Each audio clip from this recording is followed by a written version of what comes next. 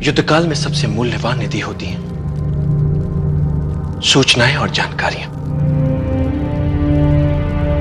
शत्रु पक्ष की सूचनाएं और जानकारियां हमें बहुत कुछ बता सकती हैं,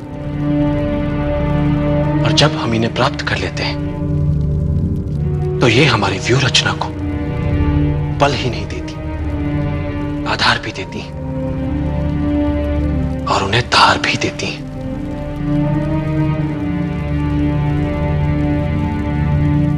सामरिक महत्व की असरदार सूचनाओं के बल पर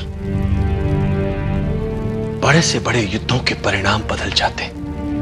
युद्ध में शत्रु को असावधान और निश्चिंत करने से बड़ा कोई शस्त्र नहीं होता।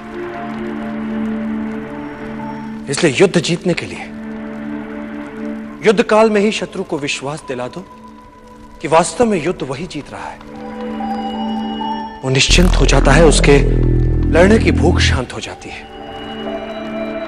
ऐसे समय में उस पर आक्रमण कर उसे सदा के लिए धराशायी किया जा सकता है।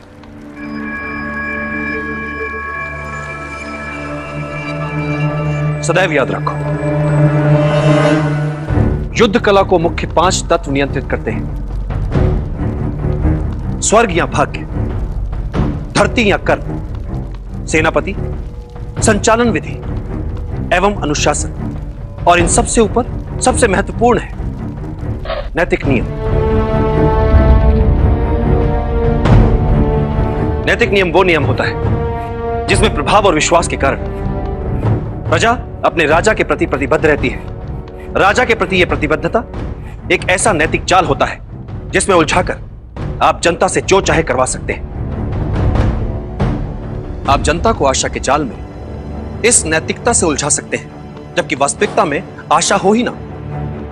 आप इस नैतिक जाल की सहायता से जनता को आशा ना होते हुए भी यह विश्वास दिला सकते हैं कि आशा है।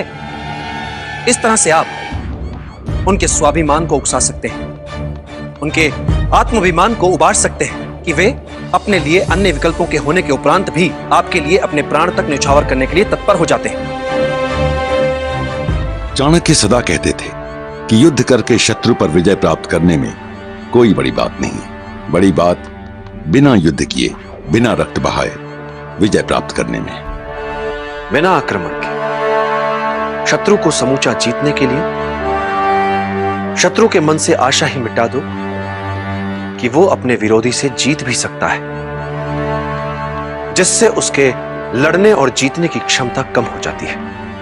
अब आता है योजना का दूसरा चरण। तो दूसरे चरण में जितने भी संसाधन हमारे पक्ष में है उनका प्रयोग, ताकि हारने की संभावना ही ना हो।